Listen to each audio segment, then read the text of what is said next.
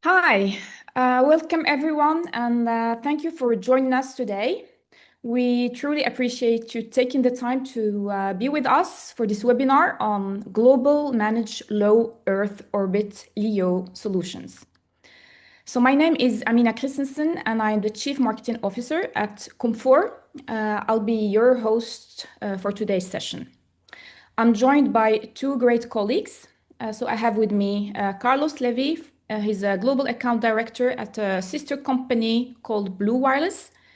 And Robin Johansson, he's the product and sales executive for both fixed wireless access and Starlink at Comfort.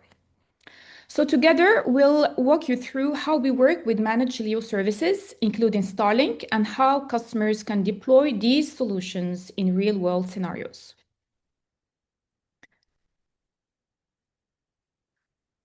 Okay, so before we dive into the solutions, just a few words about who we are.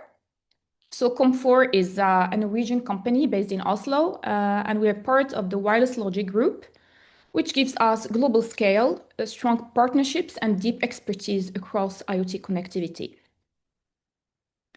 So in the world, Comfort is recognized as a world-leading provider of managed IoT connectivity services. We have more than 15 years of experience in the IoT space and a strong track record of working with enterprise customers globally. Our services are backed by advanced technical expertise, not just SIM cards and connectivity, but with real advisory, clever engineers, and operational support for IoT projects at scale. So when it comes to our service offering and the roadmap, so today we'll focus on how this service offering is designed to help customers succeed. This includes key capabilities such as in-factory profile provisioning, SGP42, IoT remote SIM provisioning that we are developing actually, our new connectivity management platform that we launched last December, 5G core gateways, and last but not least, managed LEO services. These are all building blocks for scalable, secure, and future-proof connectivity.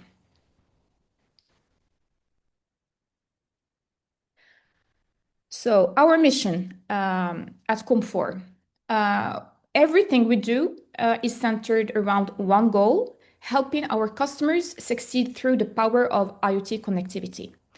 That means reliable connectivity, predictable operations, and solutions that scale, whether you're deploying tens or thousands of devices.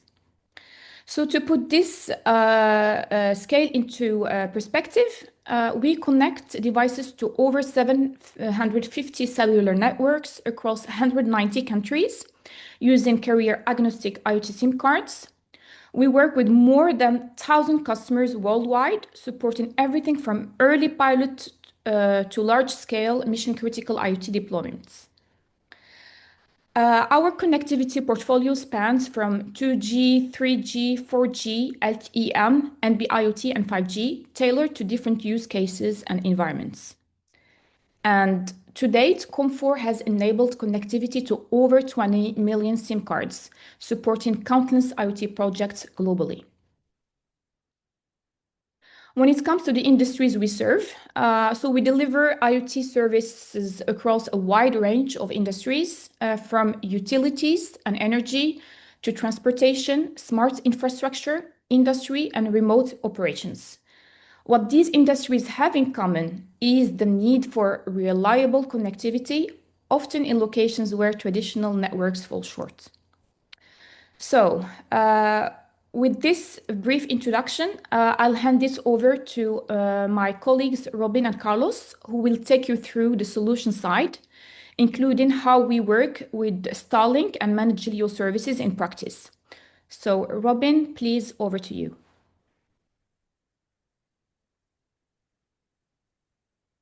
Good morning, everyone, and thank you, Amina, for the introduction. As stated, my name is Robin Johansson, and I'm working as a product manager at Comfort.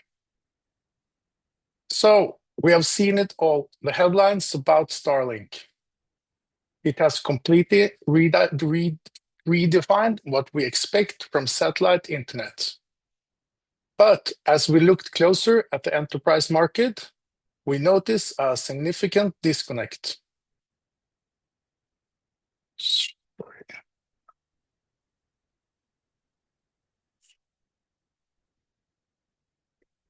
Starlink, in its raw form, it's a brilliant business-to-consumer product.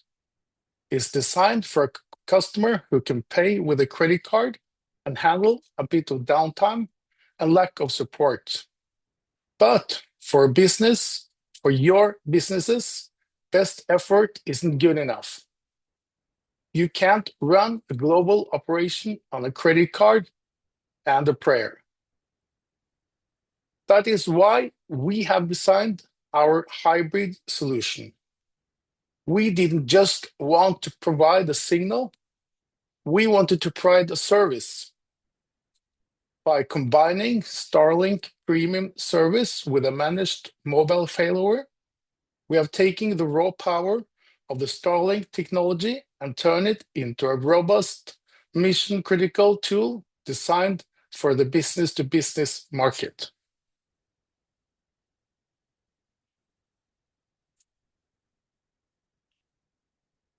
This is the world map showing the coverage of the about 10,000 Starlink satellites today. It's more than 100 countries, but we don't just provide a signal. We provide a managed bridge between the stars and the cell towers. We are scaling for the future.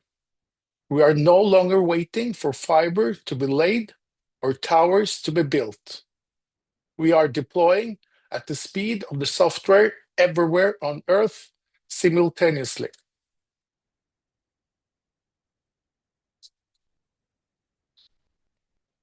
So, what does it mean to move from a product to a managed service? We identified the critical gaps that prevent large-scale organizations from fully adopting Starlink, and we built a value layer on top of it. First, redundancy. Our hybrid model integrates a mobile network failover. If the satellite view is obstructed or undergoing maintenance, your traffic seamlessly shifts to the cellular network. Second, the support. Instead of a ticket system with a long waiting times, we provide a 24/7 all year round support center. You will get immediate access to a high-level competence when every minute of downtime costs money. 3, enterprise logistics. We remove the administration friction. We provide traditional corporate invoicing, no credit card required. And the last, the technology built for reliability. We have integrated significant technical advancements to ensure our services meets enterprise standard. A cornerstone of our offering is the provision of static IP addresses, which are essential for secure remote access and hosting internal networks. To guarantee seamless operation, we also provide professional installation and a comprehensive hardware replacement program, minimizing downtime and keeping your business connected. In short, Starlink provides the connection, we provide the peace of mind.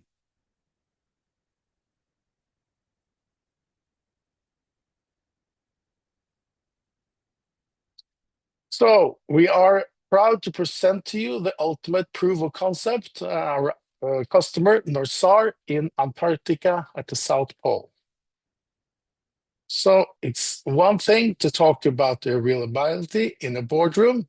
It's another thing to prove it at the end of the world, Earth. I want to share a specific customer case with you. NORSAR. NORSAR operates critical monitoring stations in one of the most unforgiving environments on the planet, the Troll Station in Antarctica. They needed high-speed, stable data transmissions to monitor seismic activity, but the conditions are extreme. Sub-zero temperature, brutal winds, and total isolation. There is no repairman nearby if things go wrong. So we deployed our Starlink solution to show that our managed services can thrive where traditional infrastructure fails by providing the hardware, the remote configuration, and the specialized support needed for such as remote site. We enable NORSAR to get the real-time data from the South Pole. The messages we want to send with this case is simple.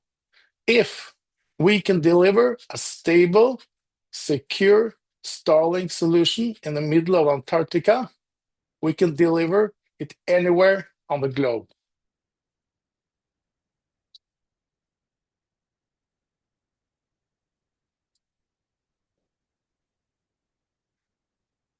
So the solution for NORSAR is that what we accomplished redundancy with our global managed LEO Plus service.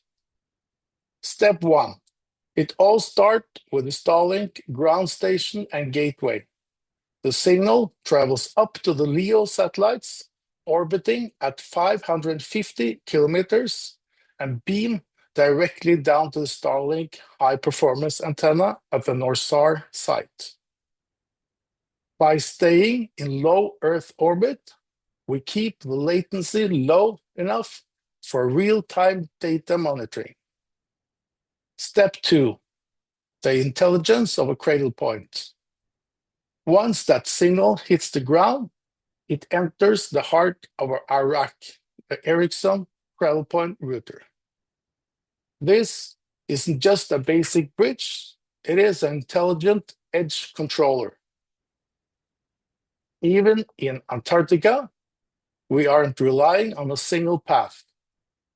This router holds dual SIM cards, providing an automated failover to local cellular towers if the primary satellite link is ever interrupted.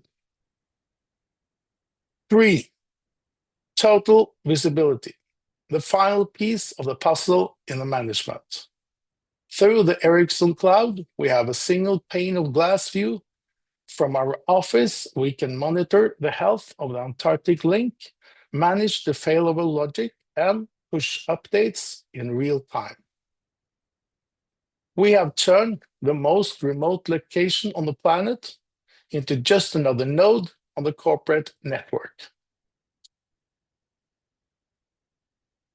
And finally, as the illustration shows, NORSAR has now a robust communication hub that operates autonomously by combining the speed of LEO satellite with the local resilience of cellular failover. We have ensured that the critical data reaches Norway in real time, no matter how hard the wind blows.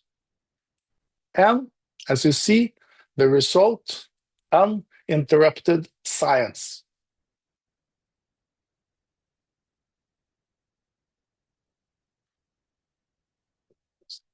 So, to wrap it up, our goal is to ensure that your location never dictates your productivity.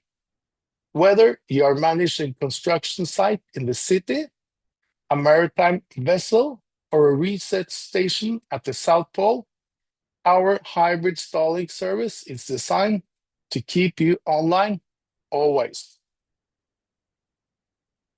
We take the complexity of satellite technology and the uncertainty of a remote environment, and we replace them with a managed, secure, and highly available service. Thank you for your time. I will now hand you over to my colleague, Carlos Levi.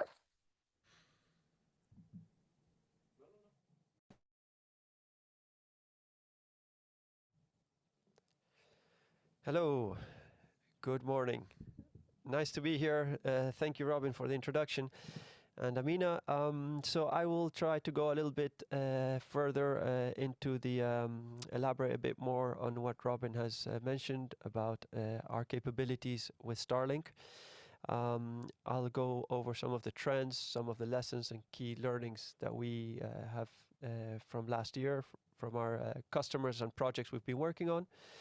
And to wrap up, I'll try to give a glimpse onto what we can expect the remainder of this year. I'll try to leave some time at the end so we can have some Q&A and get into a more interactive part of the session. So to start with, I'm from Blue Wireless, as mentioned by Amina. We are colleagues of Com4. We're part of the same group of Wireless Logic. And Blue Wireless is specifically focusing on Starlink and managing the portfolio of our managed Starlink services. So we've seen that satellite has moved from a niche market to really mainstream enterprise with the growth of LEO technology. Starlink originally launched its first satellite in 2019. And since then, they've launched now approximately 10,000 satellites into orbit with the ambition to grow to 40,000. So it's a massive capacity expansion. SpaceX has about 14,000 employees, mainly US based, and that's the power of the model that they work through partners like us as authorized resellers to meet the requirements of local businesses in region, as Com4 does in the Nordics. So Starlink has more than doubled their customer base from 2024 to 2025. So we're seeing a massive adoption of Starlink across all sectors, as I'll go through the slides with you. And they are anticipating this year to do an initial public offering, to go public, and it has a potential to be the largest IPO in history.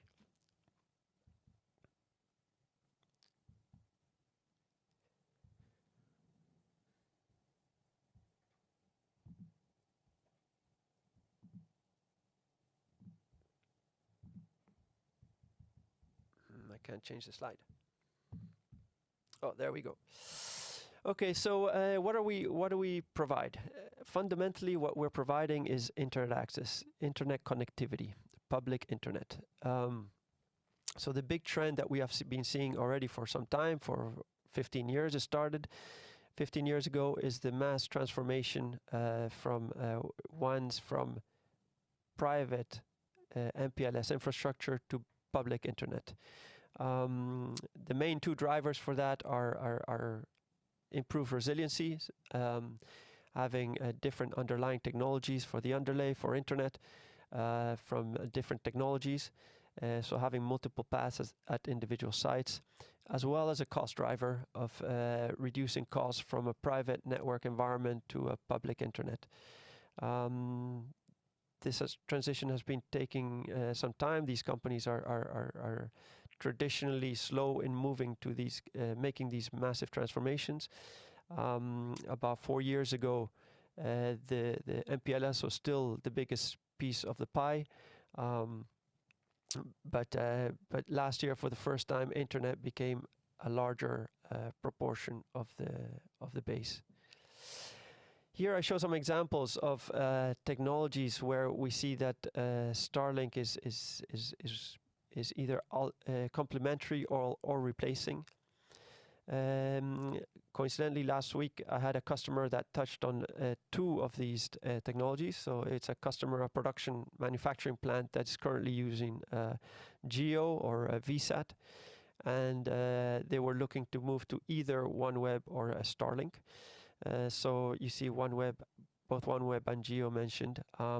So the advantage of Starlink over GEO is a lower latency, lower cost on higher data usage, and higher speeds. and versus OneWeb, Starlink is more competitive. So in the end, this particular customer chose for Starlink.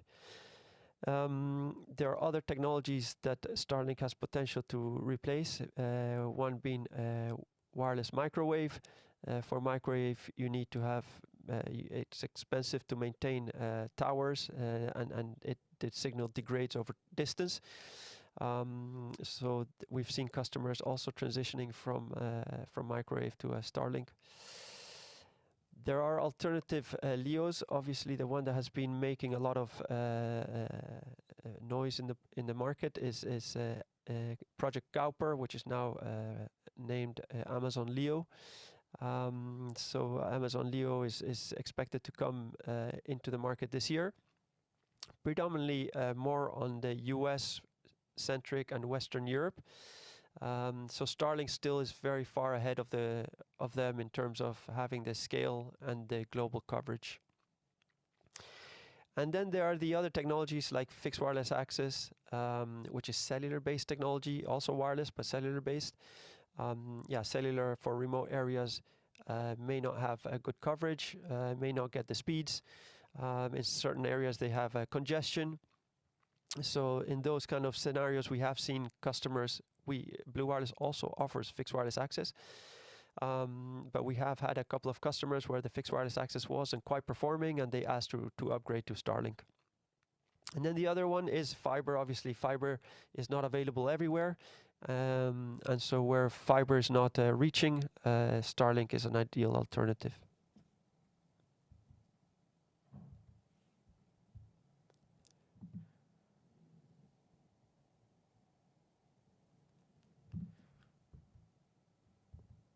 Yeah, I can't change the slide. Okay. So we're seeing, like I mentioned, large adoption in the market of Starlink. Gartner is predicting that LEO market will grow to 14.8 billion this year. Two big drivers are enterprise adoption, and Europe is the second largest market for Starlink. The first being the US, so the US is their largest market, and Europe is their second largest market. So UK, Germany, and France are leading in Europe in terms of Starlink adoption. So the largest pain point that we're solving with Starlink is the high cost of failure. So the really high visibility outages for production plants, multi-site customers. The cost of outages are significant. So it's been coined as the €1 million outage or the €1 million hour. And so the way to address it is to plan for resiliency and having resiliency in your network. So here you see a few studies that have shown the kind of cost that can escalate with these outages. There's a study that stated that the top 500 global firms had a 1.5 trillion annual cost for these outages. So how do we solve that problem? We solve it through network resiliency and combining multiple technologies at a given site with multiple links, a combination of terrestrial and wireless. So in the terrestrial space, you've got dedicated internet access, which is symmetric, fully guaranteed connectivity. You also have broadband, which is asymmetric, shared contented services. And then you've got your wireless options, which can be fixed wireless access, cellular-based, or Starlink satellite-based. So with this combination of different underlying technologies for the underlay, you can improve the resiliency of the site.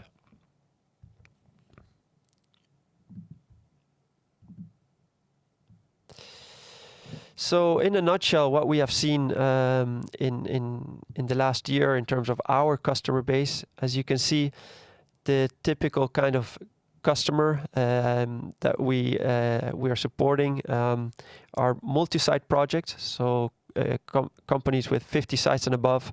They tend to be large enterprise customers. Typical type of sites are warehouses, logistics sites that tend to be remote, outside metro areas, outside urban areas, manufacturing plants, factories, production plants. Those are typically the kind of sites where they're incorporating backup resiliency networks, needing secondary, tertiary links, as I mentioned, using multiple technologies, incorporating satellite. So last year, these are the kind of customers that we've been addressing. As I mentioned, it's large enterprise in remote areas. You see here the flags, which are the countries where we have the largest demand. So these are customers where we have delivered.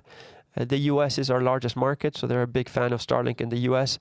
About 40% of our install base is US based. And it's followed by Europe. We've got a lot of demand in, again, the UK, Germany, France.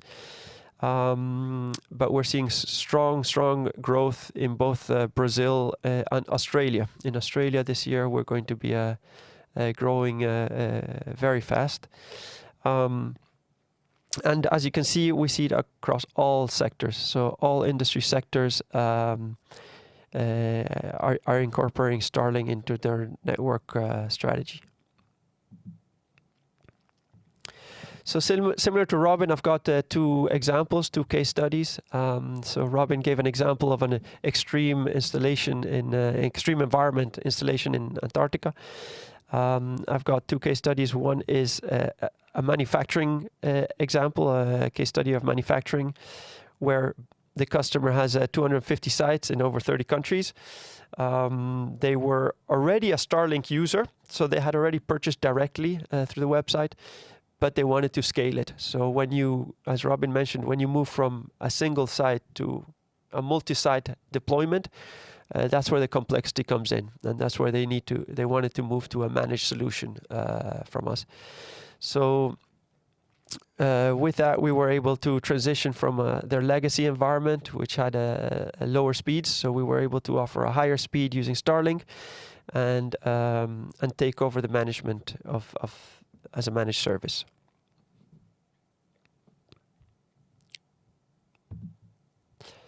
This is a second case study. This case study is for mining. In this case, there's a specific capability that we have built, which we call bonding. So bonding enables you to connect multiple antennas to one router, to one management device, so that it acts as one service. And so that enables you to have higher throughput. In this case, the mining company was a very large mining setup with 1,500 staff. They were actually using the Starlink for welfare, for miners' entertainment. And so we connected, as I mentioned, nine antennas on one device to act as one service. So now diving into what are the building blocks of a managed service. So Starlink, if you get the box. So this is the Starlink kit, and it comes to you in a box. So yeah, then you need to install it, configure it, get it operational. And if you have a multi-site deployment, then that means that it's not one standard deployment across your entire estate. Every site will have a different configuration, a different hardware setup. So what we do is we convert it into a managed service. By converting to a managed service, we do the installation on site. In fact, we do 2 site visits. So one is to do a site survey to identify the requirements to do the installation, and then we come back to do the actual installation on a second visit.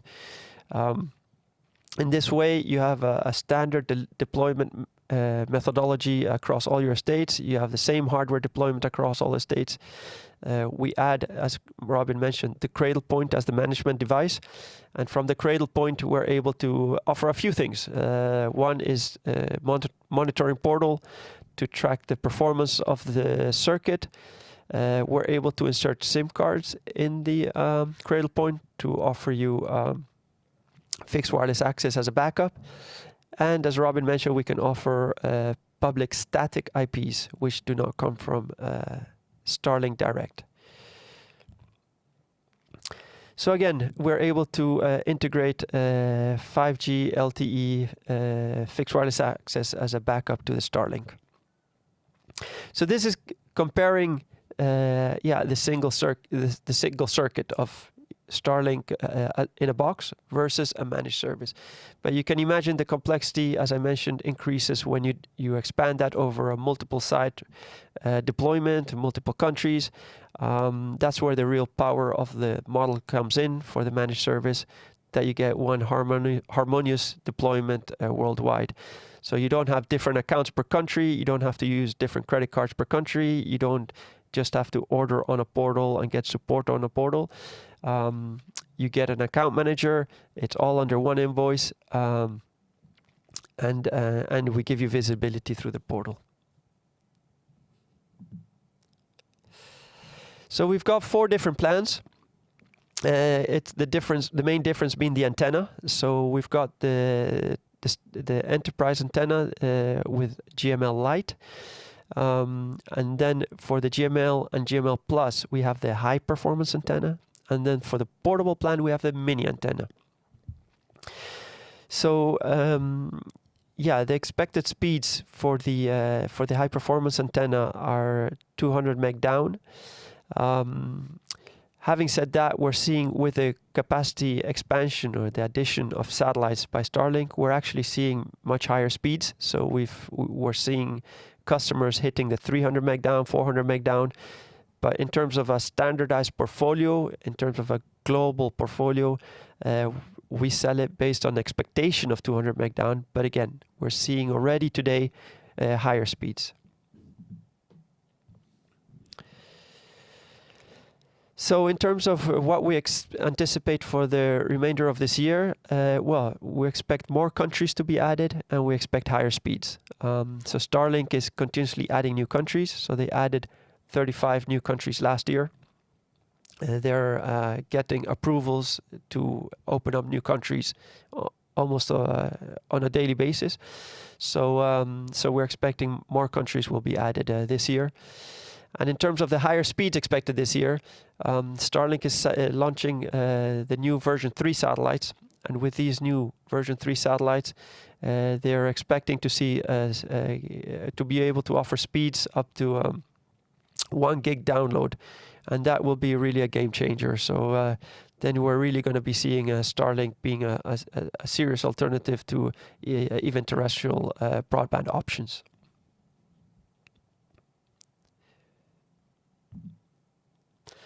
So with that, I'd like to open it up for Q&A. Thank you for your time. It was a pleasure speaking to you. You can through Zoom you can submit your questions and we can see it, and then we can try to respond to you. Yes. Thank you very much, Carlos, for the insights and for walking us through the Starlink solution and our Manage LEO approach. I can see that we already have one question or two now. Let's say.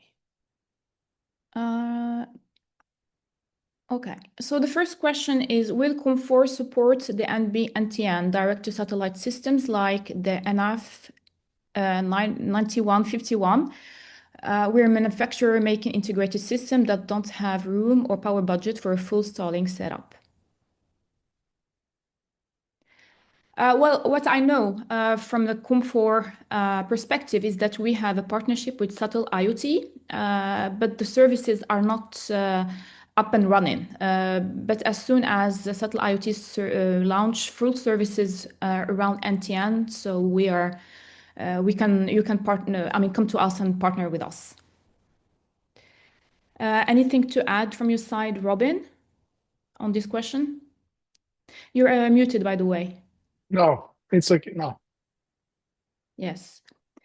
And another question is from Erik Vetterdal. Hello, thanks for interesting session. Do you plan to offer network slicing on top of your 5G SA for enterprise customers? And if so, how do you see slices being used to differentiate service profiles across satellite and terrestrial paths?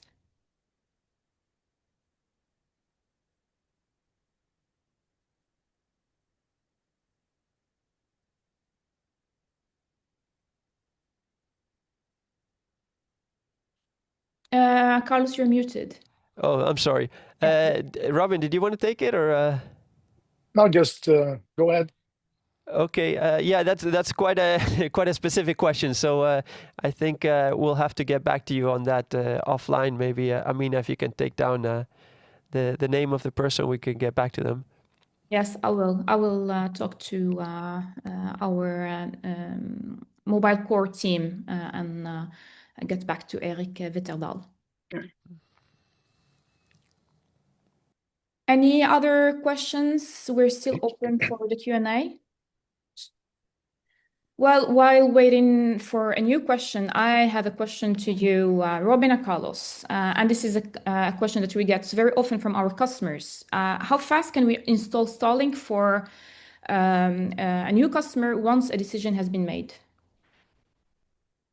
Yeah, so yeah, with Starlink, as I mentioned, it's a two-step installation. So first the site survey. So we go on site to do a site survey, and then we return to do the installation.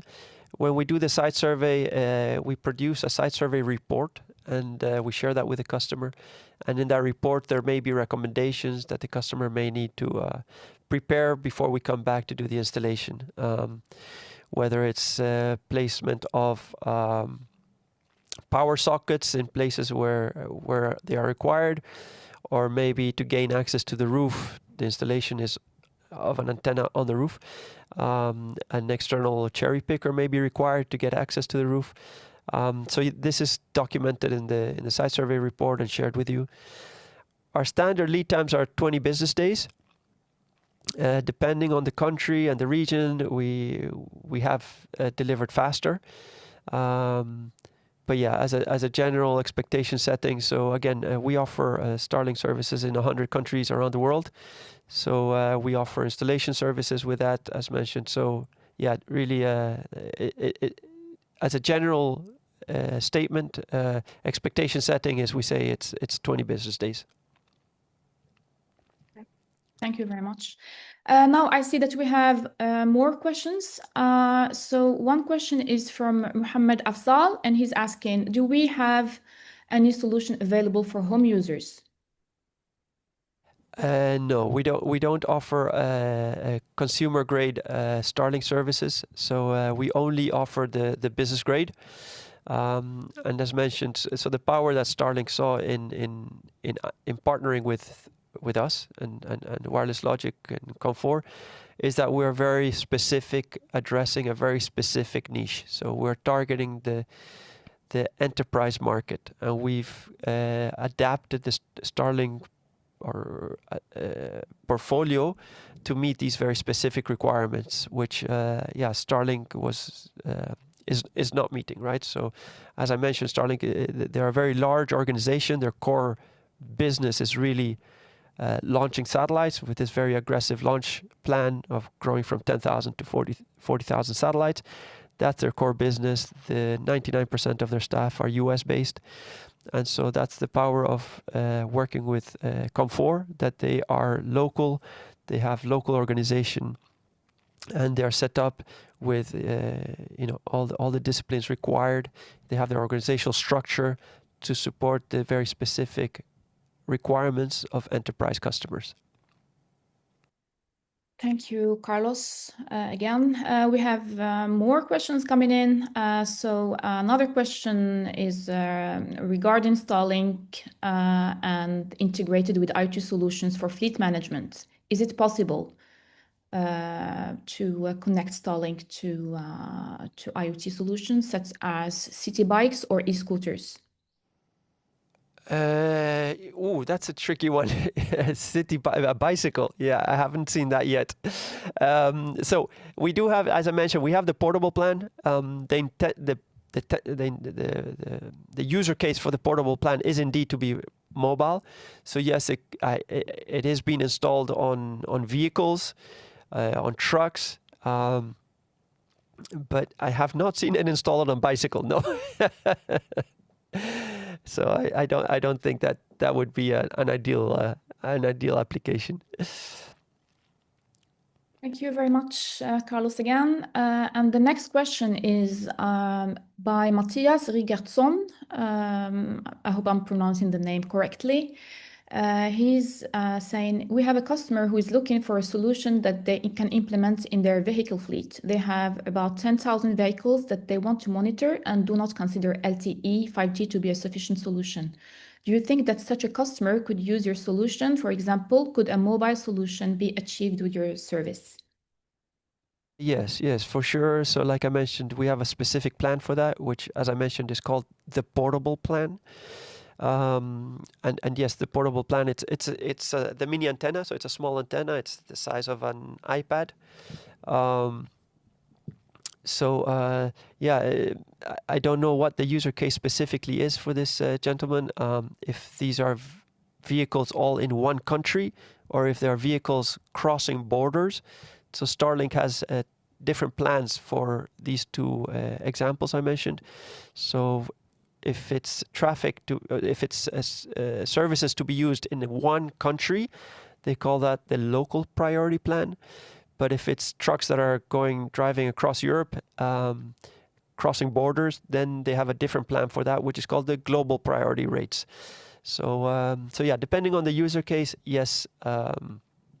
But I would like to mention that the Starlink plans that we offer, the entry level point, so the starting point, the lowest data plan is 50 gigabytes.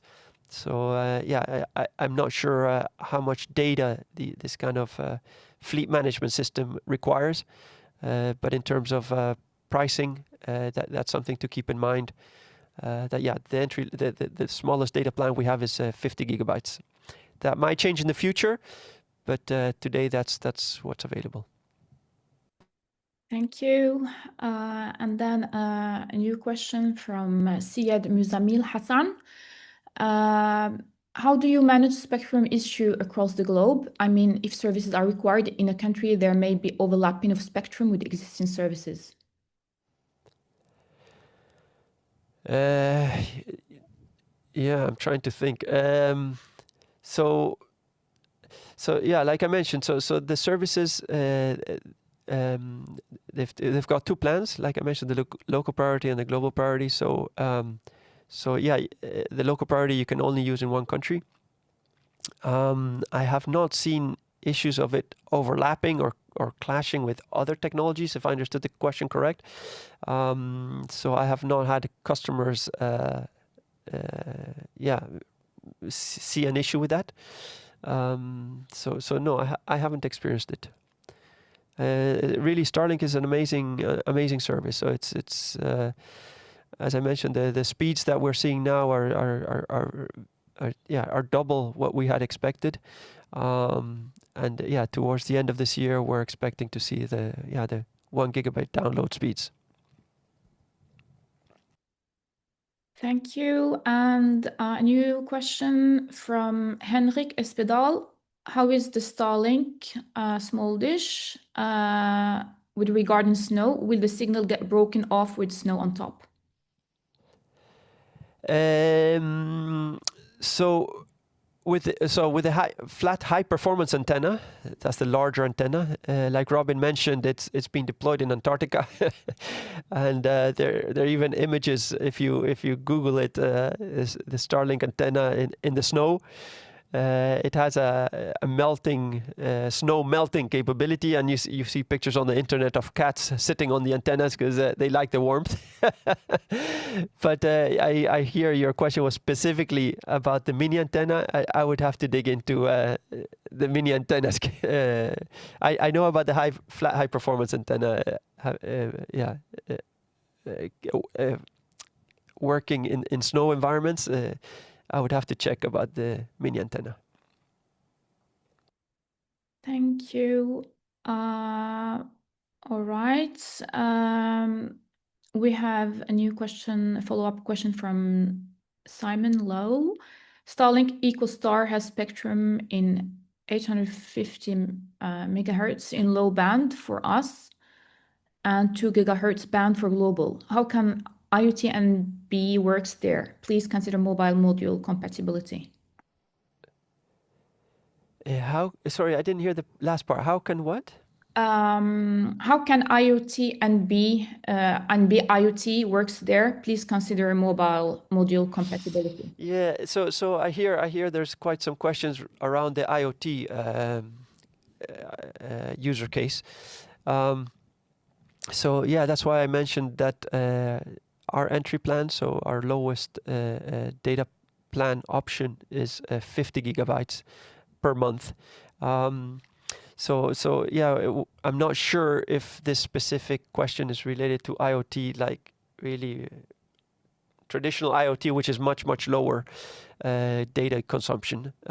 So yeah, in terms of user application, yeah, sorry, I'm not answering the question maybe directly, but yeah, I'm also trying to interpret the user case that this gentleman is considering.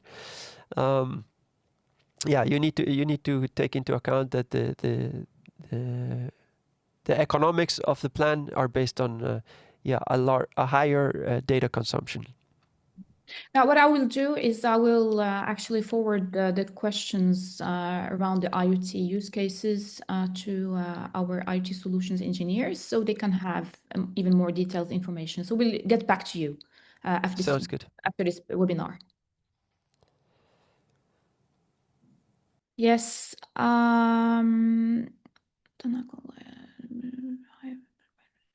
Yeah, so Simon, he's just following up on your answer. Maybe do not call later on NTN and BIoT, please. Blue is for high bandwidth conception and regards.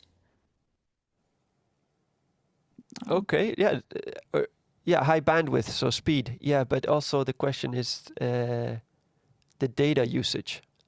So if it's pure IoT with very low data consumption, then yeah, we'd have to look at the economics again. What is the price point that would make it work for his user case? Yes, and then another follow-up comment from Matthias Rigertsson regarding the use case for fleet management. He's saying that the vehicles he has been mentioning are all over Europe. Yeah, yeah. So indeed, then when you're crossing borders, as I mentioned, then yeah, you have a different rate, and then it's the global priority rate. So yes, we have a plan for that. Again, it's a portable plan that can be placed on vehicles, and yes, it can be used for vehicles crossing borders. All right. Thank you very much, Carlos and Robin, for answering all these questions. Please, if you have any other questions, just send us email and we will help you get in the detailed information about what you need in more information around. So that actually brings us to the end of today's session. So to all our attendees, thank you very much for attending these webinars and for the great questions. The slides and the webinar recording will be made available and shared with you shortly. And again, if you have any follow-up questions, do not hesitate to reach out to us directly. We're going to be very happy to answer them. So yeah, thanks again, Carlos and Robin, for your contributions, and have a great day, everyone. Thank you, Amina. Have a good day. Thank you.